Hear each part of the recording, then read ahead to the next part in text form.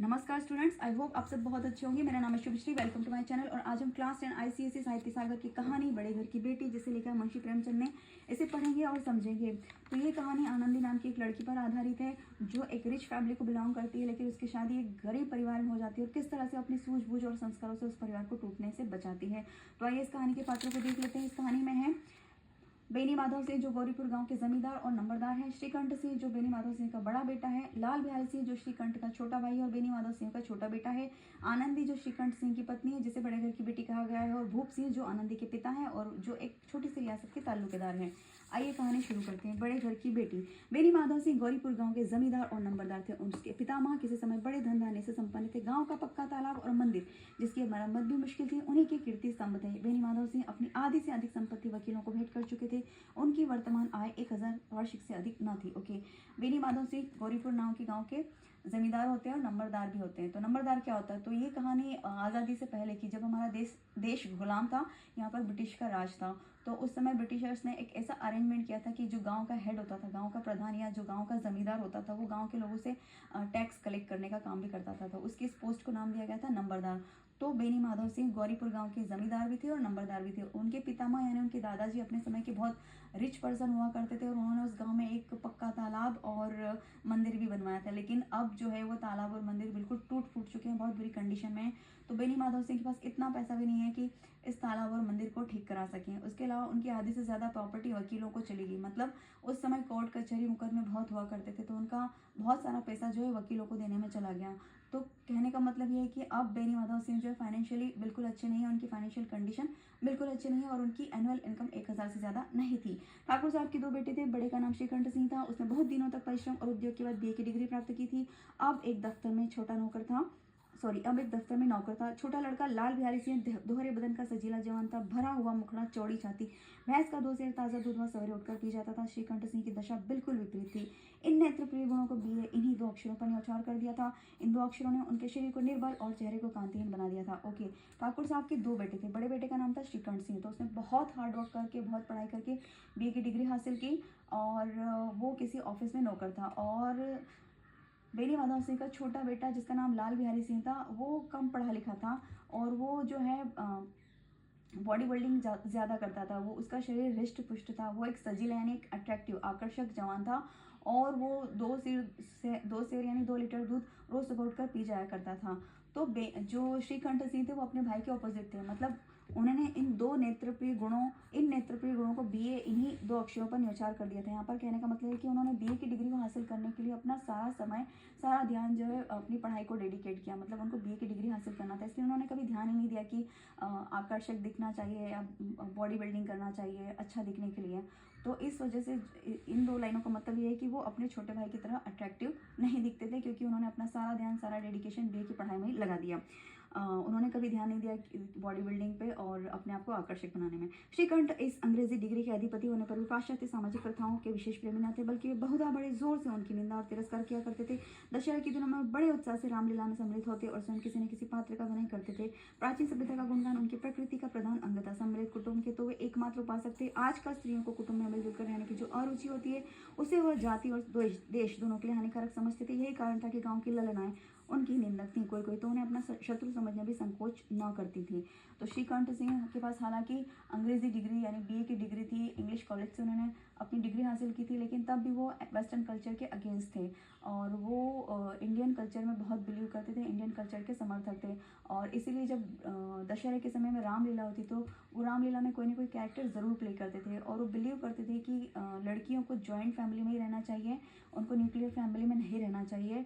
तो इस वजह से उस गांव की ललनाएं से मतलब यहाँ पर गांव की लड़कियां हैं, गांव की बहू बेटियां उनकी सोच को पसंद नहीं करती थी और वो श्रीकंठ सिंह को अपना दुश्मन समझती थी।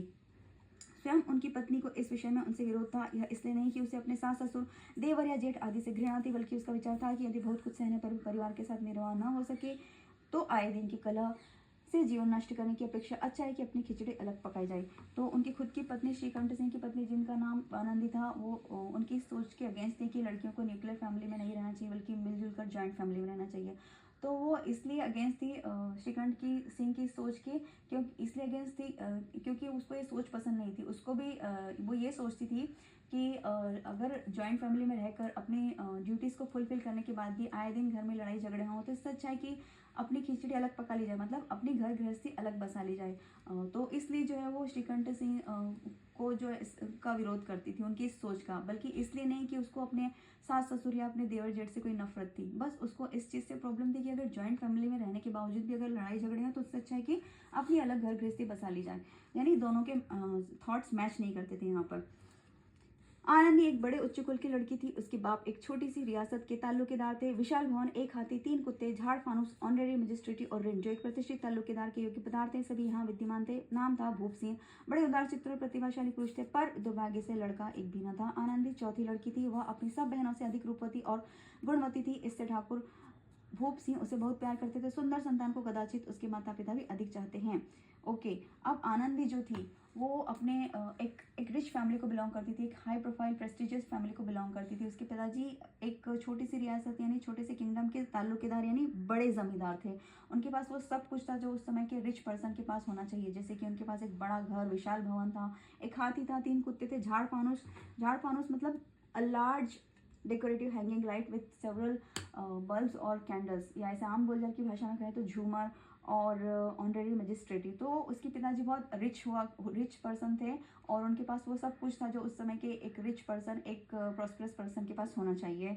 और उनका नाम था भूप सिंह और वो बहुत ही जनरस थे, बहुत ही टैलेंटेड पर्सन थे। लेकिन उनका कोई लड़का नहीं था और आनंदी उनकी चौथे नंबर की बेटी थी और वो अपनी सारी बहनों में सबसे सुंदर थी और सबसे समझदार थी। तो भूप सिंह यानी आनंदी के पिताजी उसे बहुत प्यार करते थे। ठाकुर साहब बड़े धर्म संकट में थे कि आनंदी का विवाह कहाँ करें। न तो यही चाहते थे कि ऋण का बोझ बढ़े और न ही स्वीकार था कि उसे अपने को भाग्यहीन समझना पड़े। एक दिन श्रीकंठ उनके पास किसी चंदे का रुपया मांगने आए। भूप सिंह उनके स्वभाव पर रीझ गए और धूमधाम से श्रीकंठ का विवाह आनंदी के साथ हो गया।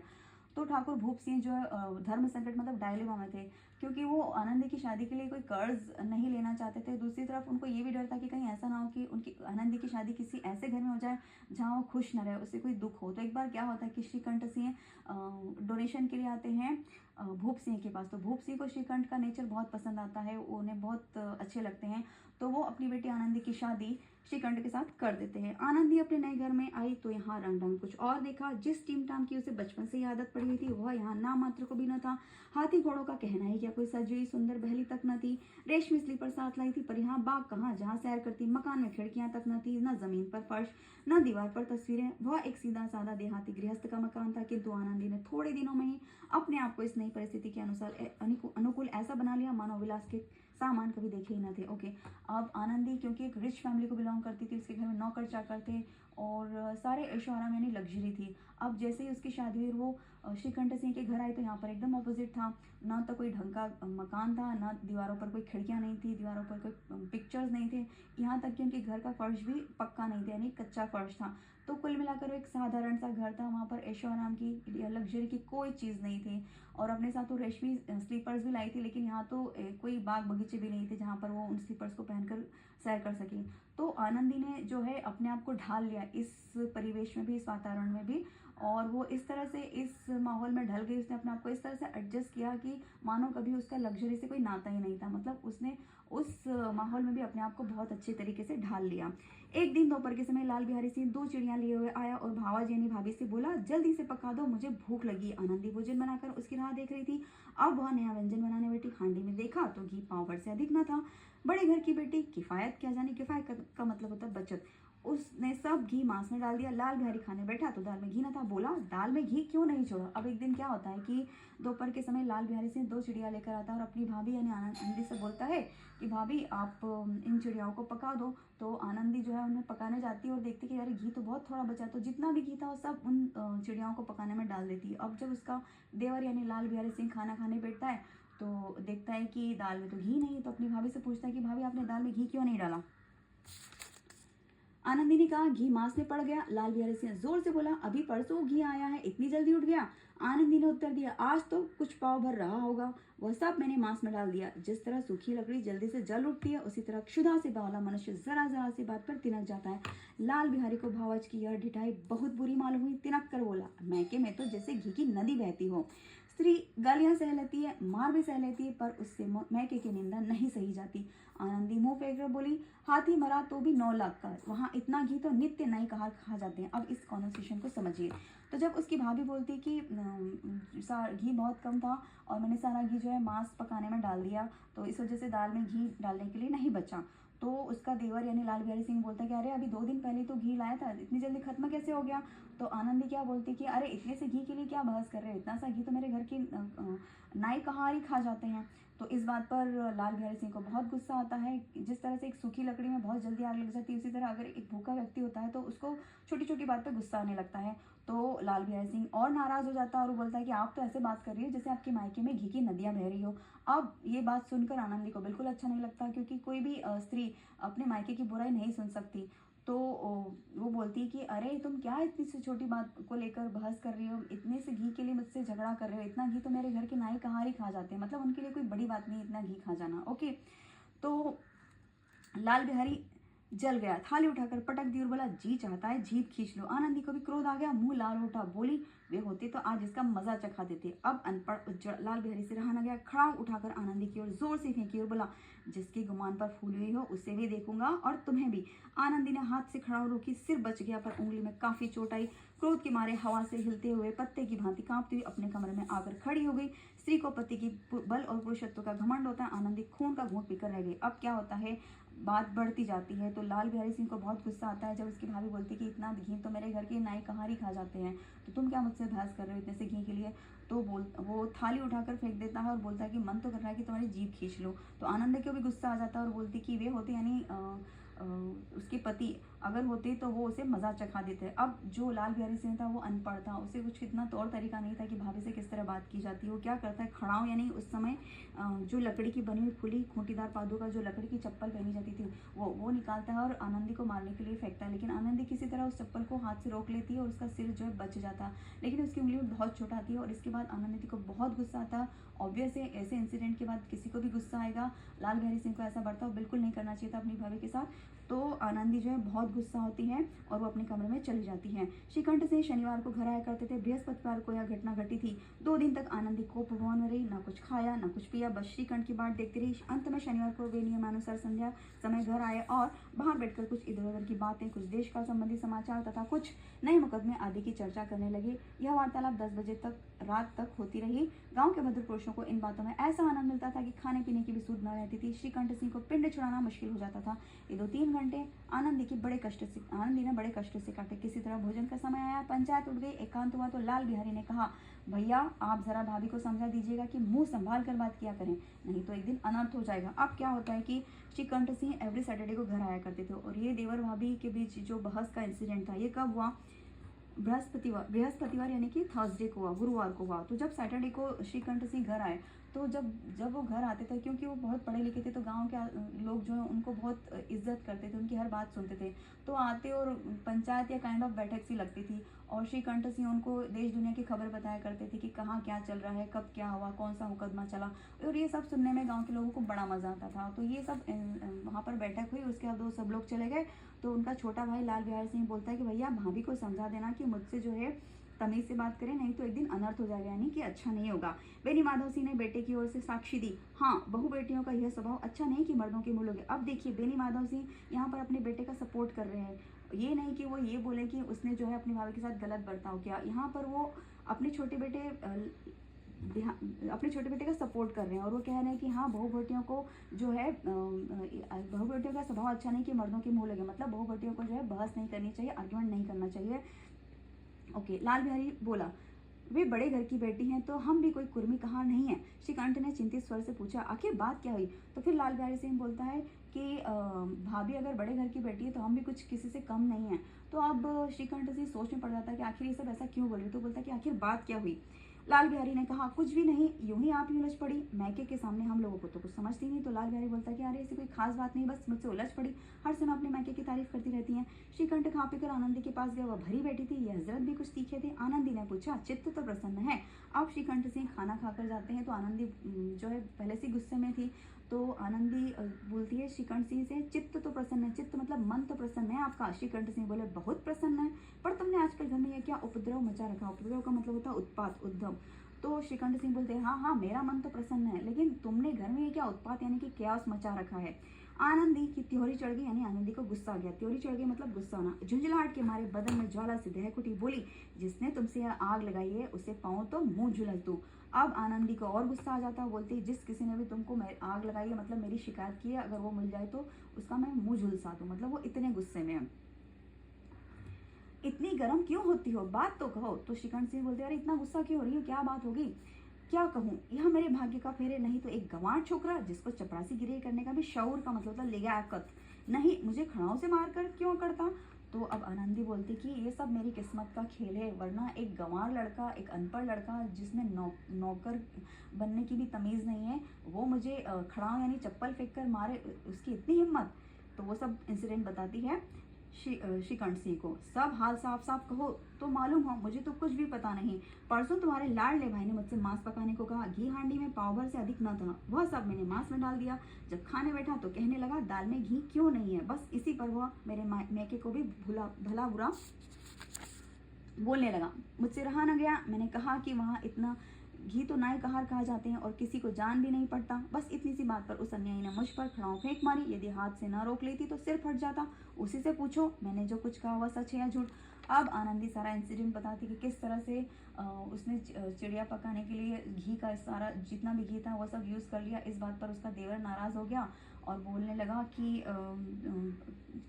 तुम तो ऐसे बात कर रही हो जैसे तुम्हारे मायके में घी की नदियाँ बहती हैं। और फिर उन दोनों में बहस शुरू हो गई और किस तरह से उसने जो है उसकी तरफ चप्पल फेंकी, लेकिन जैसे तैसे उसने अपने आप को बचाया।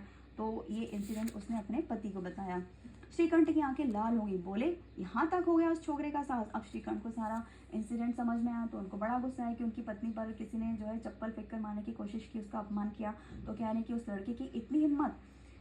आनंदी स्त्रियों के स्वभाव अनुसार रोने लगी क्योंकि आंसू उनकी पलकों पर रहते थे। श्रीकंठ धैर्यवान और शांत पुरुष थे, उन्हें कदाचित ही क्रोध आता था, पर स्त्रियों के आंसू पुरुषों के क्रोधाग्नि बढ़ाने में भी घी का काम देते हैं। रात भर करवट बदलते रहे, उद्विग्नता के कारण पलक तक न झपकी। प्रातःकाल अपने बाप के पास जाकर बोले, दादा अब इस घर में मेरा निर्वाह न होगा। अब आनंदी जो है सारा इंसिडेंट बताते बताते रोने लगी। तो वैसे तो श्रीकंठ सिंह का गुस्सा नहीं आता था, लेकिन जब उन्होंने सारा इंसिडेंट सुना और जब आनंदी उनके सामने रोने लगी तो उनको बहुत गुस्सा आया। तो उस आनंदी के आंसुओं ने आग में घी का काम किया, मतलब उनको और ज़्यादा गुस्सा आने लगा। तो रात भर जो है श्रीकंठ उद्विग्नता का मतलब होता है परेशान रहे और सुबह जो अपने पिताजी के पास जाकर बोले कि दादा यानी पिताजी, अब मेरा इस घर में निर्वाह न होगा, मतलब अब मैं इस घर में नहीं रहूंगा। इस तरह की विद्रोहपूर्ण बातें कहने पर श्रीकंठ सिंह ने कितनी ही बार अपने मित्रों को आड़े हाथों लिया था, परंतु दुर्भाग्यवश आज उन्हें स्वयं वे ही बातें अपने मुंह से कहनी पड़ी। दूसरों को उपदेश देना भी कितना सहज है। देखो यहाँ पर ये देखिए आयरोनी, विडंबना की इस तरह की बातें, जैसे घर से अलग रहना, किसी का जॉइंट फैमिली में ना रहकर न्यूक्लियर फैमिली में रहना। तो श्रीकंठ जी हमेशा इस चीज़ का अपोज करते थे। तो आज खुद जो है वो अपने पिताजी से जाकर ये बात बोल रहे हैं कि अब मैं इस फैमिली में नहीं रहूँगा, मैं अलग रहूँगा। बेनी माधव सिंह घबरा उठे और बोले, क्यों। श्रीकंठ सिंह बोले, इसलिए कि मुझे अपनी प्रतिष्ठा का कुछ ख्याल है। आपके घर में अब अन्याय और हट का प्रयोग हो रहा है। जिनको बड़ों का आदर सम्मान करना चाहिए वे उनके सिर चढ़ते हैं। मैं दूसरों का नौकर ठहरा घर पर रहता नहीं, यहाँ मेरे पीछे स्त्रियों पर खड़ाऊं और जूतों की बौछार होती है। कड़ी बात तक ही हो तो चिंता नहीं, कोई एक दो कह ले वहां तक मैं सह कर सकता हूँ, किंतु यह कदापि नहीं हो सकता कि मेरे ऊपर लात घुसे पड़े और मैं मुंह ना खोलूँ। अब श्रीकंठ सिंह बोल रहे हैं कि मैं इसलिए ऐसा कह रहा हूँ अलग रहने के लिए क्योंकि मुझे जो है मेरा सेल्फ रिस्पेक्ट है। देखो यहाँ पर जो छोटे जिनको अपने बड़ों का आदर करना चाहिए वैसा बिल्कुल नहीं हो रहा है। यहाँ पर यहाँ की बहुओं के साथ बिल्कुल भी अच्छा व्यवहार नहीं हो रहा है। कोई आनंदी से कड़ी बात बोल दे या बुरा भला भी बोल दे तो मैं बर्दाश्त कर लूँगा, लेकिन मैं ये बर्दाश्त कभी नहीं करूँगा कि कोई जो है जूते चप्पल उठाकर उस पर फेंके उसे मारने के लिए। तो मैं चुप नहीं रहूँगा। बेनी माधव सिंह कुछ जवाब न दे सके। श्रीकंठ सिंह सदैव उनका आदर करते थे। उनके ऐसे तेवर देखकर बूढ़ा अवाक रह गया। अवाक मतलब सरप्राइज।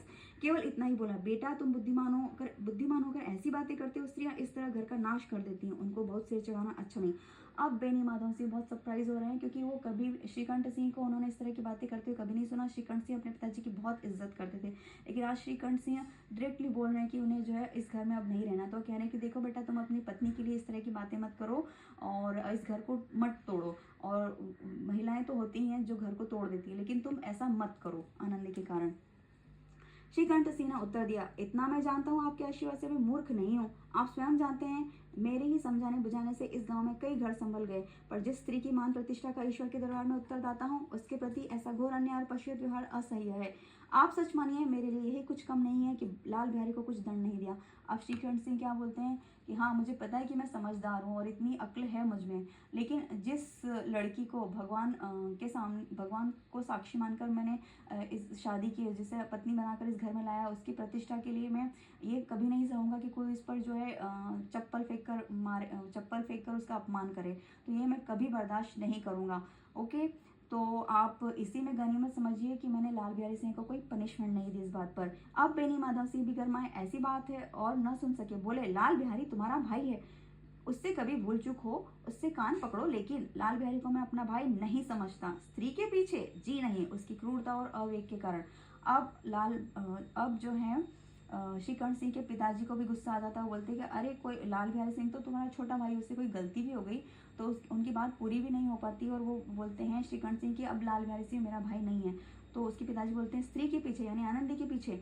तो वो बोलते हैं नहीं, आनंदी के पीछे नहीं, बल्कि उसकी क्रूरता यानी उसकी क्रुएलिटी और उसके अविवेक के कारण, यानी उसकी ना समझी, जो उसकी बुद्धिहीनता, उसके कारण कि उसने अपनी भाभी के साथ इस तरह का बर्ताव किया कि उसे बुरा भला कहा और चप्पल उसकी तरफ फेंकी। दोनों कुछ देर चुप रहे। ठाकुर साहब लड़के का क्रोध शांत करना चाहते थे, लेकिन यह स्वीकार नहीं करना चाहते थे कि लाल बिहारी ने कोई अनुचित काम किया है। अब देखिए, दोनों में आर्ग्यूमेंट हो रहा है, पिताजी में और बेटे में, लेकिन पिताजी बिल्कुल मानने को तैयार नहीं कि उनके छोटे बेटे लाल बिहारी सिंह ने जो है अपनी भाभी के साथ मिसबिहेव किया है, बुरा बर्ताव किया है। इस बीच में गांव के और कई सज्जन हुक्के चुलन के बहाने वहां आ गए बैठे। कई स्त्रियों ने जब यह सुना कि श्रीकंठ सिंह पत्नी के पीछे पिता से लड़ने पर तैयार हैं, तो उन्हें बड़ा हर्ष हुआ, यानी खुशी हुई। दोनों पक्षों की मधुर वाणियां सुनने के लिए उनकी आत्माएं अकुलाने लगी। गांव में कुछ ऐसे कुटिल मनुष्य भी थे जो स्कूल की नीतिपूर्ण गति पर मन ही मन चलते थे। इन महानुभावों की शुभकामनाएं आज पूरी होती दिखाई दी। कोई हुक्का पीने और कोई लगान की रसीद दिखाने के बहाने आकर बैठ गए। ओके, तो अब क्या होता है कि धीरे धीरे पता चलता है गांव की औरतों को कि अरे, श्रीकंठ सिंह जो अपने पिताजी से लड़ पड़े हैं आनंदी के पीछे और अलग रहना चाहते हैं। तो ये सुनकर उनको बड़ी खुशी हुई, क्योंकि श्रीकंठ सिंह तो बिल्कुल समर्थन नहीं करते थे, इस चीज़ को सपोर्ट नहीं करते थे कि जो है बहुएं या बेटे जो है न्यूक्लियर फैमिली में रहें। अब आज खुद श्रीकंठ सिंह जो है अपने पिताजी से अलग होकर रहने की बात कर रहे, तो इस बात पर उस गाँव की औरतें बहुत खुश हुई। और कुछ ऐसे लोग भी थे जो इस फैमिली से जलते थे, तो उनको भी बड़ा अच्छा लगा, उनकी मनोकामना पूरी कि चलो देखो, इस घर में कलेश हो रहा है, लड़ाई झगड़े हो रही है, यह देखकर उनको बड़ी खुशी हुई। बेनी माधव सिंह पुराने आदमी थे, इन भावों को ताड़ गए। उन्होंने निश्चय किया कि चाहे कुछ भी हो, कुछ भी क्यों ना हो, इन द्वेषियों को ताली बजाने का अवसर न दूंगा। तुरंत कोमल शब्दों में बोले, बेटा मैं तुमसे बाहर नहीं हूँ, तुम्हारा जो जी चाहे करो। अब तो लड़के से अपराध हो गया। अब बेनी माधव सिंह जो है एक एक्सपीरियंस पर्सन थे, वो समझ गए कि गांव के लोग जो हैं बहुत खुश हो रहे हैं, हमारे बीच में आर्ग्यूमेंट हो रहा है, इसलिए वो बात को थोड़ा बदलते हुए बोलते हैं कि कोई बात नहीं बेटा, जो तुम्हारी इच्छा है वो करो। अब देखो, तुम्हारे छोटे भाई से गलती तो हो गई है। इलाहाबाद का अनुभव रहित झल्लाया हुआ ग्रेजुएट इस बात को समझ न सका। उसने डिबेटिंग क्लब में अपनी बात पर अड़ने की आदत थी, इन हथकंडों की उसे क्या खबर। बाप ने जिस मतलब से बात पलटी थी वह उसकी समझ में ना आई। ओके, अब सडनली जो है इसके पिताजी चेंज होकर बोल रहे हैं कि बेटा कोई बात नहीं, जो तुम्हारे मन में है वो करो। वो इस चीज़ को समझ नहीं आ गया, सडनली पिताजी को क्या हो गया। अभी तो लाल बिहारी का बहुत सपोर्ट कर रहे थे, तो उसको बड़ा सरप्राइज होता है। वो ये नहीं समझ पाता कि गांव के लोगों को देखकर जो है उसके पिताजी नहीं चाहते कि उसके परिवार की जो है लोग हंसी उड़ाए, इसलिए उन्होंने बात पलटी, ये बोलकर कि तुम्हारी जो मन में आए वो करो, कोई बात नहीं, अब गलती तो हो गई है, बात को संभालते हुए। बाप ने जिस मतलब से बात पलटी थी वो उसकी समझ में ना आई। बोला, मैं लाल बिहारी के साथ अब इस घर में नहीं रह सकता। तो इस पर श्रीकंठ सिंह बोलते कि अब मैं लाल बिहारी के साथ इस घर में नहीं रह सकता। बेनी माधव सिंह ने पुचकारा, बेटा बुद्धिमान लोग मूर्खों की बात पर ध्यान नहीं देते, वो बेसमझ लड़का है, उससे जो कुछ भूल हुई तुम बड़े होकर क्षमा करो। तो उसको समझाते हैं बेनी माधव सिंह कि बेटा वो तो ना समझे मूर्ख है, तो उसकी बात पर ध्यान मत दो, और बुद्धिमान यानी समझदार वही होता है जो मूर्खों की बात पर ध्यान न दे। श्रीकंठ सिंह को आवेश आ गया, बोले, उसकी इस दुष्टता को मैं कदापि नहीं सह सकता, या तो वही घर में रहेगा या मैं ही। आपको यदि वह अधिक प्यारा है तो मुझे विदा कीजिए, मैं अपना भार संभाल लूंगा। यदि मुझे रखना चाहते हैं तो उससे कहिए जहां चाहे चला जाए, बस यह मेरा अंतिम निश्चय है। अब देखिए, श्रीकंठ सिंह को गुस्सा आ जाता है, बोलते हैं कि आप जो है उसके इस बिहेवियर को माफ़ कर सकते हैं, लेकिन मैं उसके इस बिहेवियर को बिल्कुल भी माफ़ नहीं कर सकता। या तो इस घर में वो रहेगा या मैं रहूँगा, और अगर आपको वो इतना ही प्यारा है तो आप उसको रखिए इस घर में, मैं जो है अलग रह लूँगा और मैं अपना खर्चा खुद उठा लूँगा। तो या तो इस घर में वो रहेगा या मैं रहूँगा, और ये मेरा आखिरी डिसीजन है, फाइनल डिसीजन है। लाल बिहारी दरवाजे की चौखट पर चुपचाप खड़ा बड़े भाई की बातें सुन रहा था। वह श्रीकंठ के सामने चारपाई पर बैठ जाए, हुक्का पी ले या पान खा ले, बाप का भी वह लिहाज न करता था जितना बड़े भाई का। श्रीकंठ का भी उस पर हार्दिक स्नेह था। अपने होश में उन्होंने कभी उसे गुड़का तक न था। जब वह इलाहाबाद से आते तो उसके लिए कोई न कोई वस्तु अवश्य लाते। मुकदर की जोड़ी उन्होंने ही बनवा दी थी। पिछले साल जब उसने अपने से ड्योढ़े जवान को नागपंचमी के दिन दंगल में पछाड़ दिया तो उन्होंने पुलकित होकर अखाड़े में ही जाकर उससे गले से लगाया और 5 रुपए के पैसे लौटाए थे। ओके, अब लाल बिहारी सिंह दरवाजे पर खड़ा था और ये सब बातें सुन रहा था। उसको बड़ा सरप्राइज हुआ। वो अपने भाई से बहुत प्यार करता था और श्रीकंठ सिंह भी उसको बहुत प्यार करते थे और उस तो लाल बिहारी सिंह भी उनका बहुत सम्मान करता था। जब वो नागपंचमी में दंगल में यानी पहलवानी में कोई किसी पहलवान को उसने हराया था तो उन्होंने जो है 5 रुपये का इनाम उसको दिया था। 5 रुपये की रकम उस समय बहुत बड़ी हुआ करती थी, बहुत वैल्यू थी 5 रुपये की भी उस समय। तो उसको वो सब बातें याद आ रही थी। तो आज वो बड़ा सरप्राइज था अपने भाई की इस तरह की बातें सुनकर कि उसके भाई जो है नहीं चाहते कि अब वो इस घर में रहे। ऐसे भाई के मुंह से आज ऐसी हृदय विदारक यानी हार्ट ब्रेकिंग बात सुनकर लाल बिहारी को बड़ी ग्लानि हुई। ग्लानि मतलब रिग्रेट। वह फूट फूट कर रोने लगा। इसमें संदेह नहीं कि अपने किए पर वह पछता रहा था। भाई के आने के एक दिन पहले से उसकी छाती धड़कती थी कि देखूं भैया क्या कहते हैं, मैं उनके सम्मुख कैसे जाऊंगा, उनसे कैसे बोलूंगा, मेरी आंखें उनके सामने कैसे उठेंगी। उसने समझा था कि भैया मुझे बुलाकर समझा देंगे। इस आशा के विरुद्ध आज उसने उन्हें कठोरता की मूर्ति बने हुए पाया। वह मूर्ख था, परंतु उसका मन कहता था कि भैया मेरे साथ अन्याय कर रहे हैं। यदि श्रीकंठ सिंह उसे अकेले में बुलाकर 2-4 कड़ी बातें कह देते, इतना ही नहीं 2-4 तमाचे भी लगा देते तो कदाचित उसे इतना दुख न होता। पर भाई का यह कहना कि अब मैं तो इसकी सूरत नहीं देखना चाहता, लाल बिहारी से सहा न गया। वह रोता हुआ घर आया, कोठरी में जाकर कपड़े पहने, आंखें पोंछी जिससे कोई यह न समझे कि वह रो रहा था। ओके, तो अब क्या होता है, इस सब इंसिडेंट के बाद लाल बिहारी सिंह को बड़ा सरप्राइज होता है। हालांकि उसको इस बात का एहसास हो चुका था कि उससे बहुत बड़ी गलती हो गई। उसे अपनी भाभी के साथ इस तरह से मिसबिहेव नहीं करना चाहिए था। वो सोच ही रहा था कि उसके भाई से कैसे बात करेगा, उसके भैया उसे क्या कहेंगे। तो उसने ये सोचा था कि ज़्यादा से ज़्यादा भैया मुझे जो है समझा देंगे कि मुझे ऐसा बिहेव नहीं करना चाहिए। उसने बिल्कुल भी एक्सपेक्ट नहीं किया था कि उसके भैया जो है इतना कड़ा बर्ताव करेंगे और ये बोल देंगे कि मैं उसकी शक्ल नहीं देखना चाहता। तो अब उसे बड़ा सरप्राइजिंग लग रहा था और उसे बहुत दुख भी हो रहा था।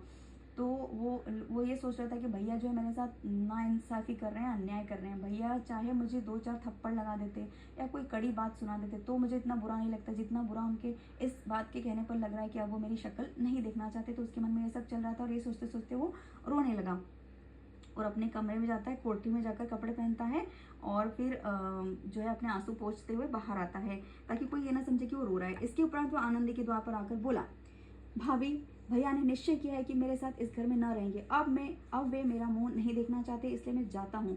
उन्हें फिर मुंह ना दिखाऊंगा। मुझसे जो कुछ अपराध हुआ उसे क्षमा करना। यह कहते कहते लाल बिहारी का गला भरा है। अब देखिए, लाल बिहारी सिंह अपनी भाभी के दरवाजे पर जाता है और बोलता है कि भाभी भैया ने निश्चय कर लिया है कि वो इस घर में नहीं रहेंगे क्योंकि अब वो मेरी शक्ल नहीं देखना चाहते। और कह रहा है कि भाभी मुझसे बहुत बड़ी गलती हो गई, मुझसे अपराध हो गया, मुझे माफ़ कर दीजिए और अब मैं जो है यहाँ से जा रहा हूँ। यह कहते कहते लाल बिहारी सिंह का गला भराया, मतलब वो रोने लगा। जिस समय लाल बिहारी सिर झुकाए आनंदी के द्वार पर खड़ा था उसी समय श्रीकंठ सिंह भी आंखें लाल किए बाहर से आए।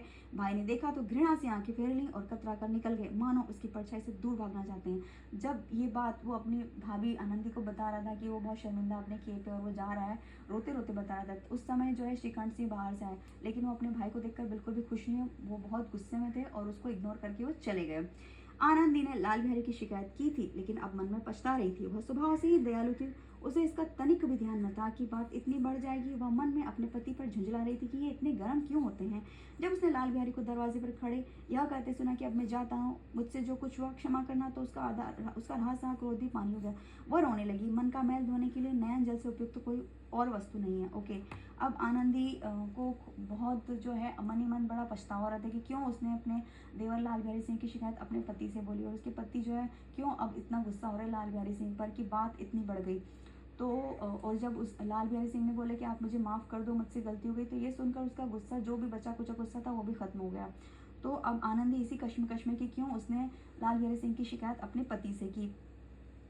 श्रीकंठ को देखकर आनंदी ने कहा, लाल बाहर खड़े बहुत रो रहे हैं। तो अब जो है आनंदी श्रीकंठ सिंह के पास जाती हुई बोलती कि लाल यानी लाल बिहारी सिंह बाहर खड़े हैं, बहुत रो रहे हैं।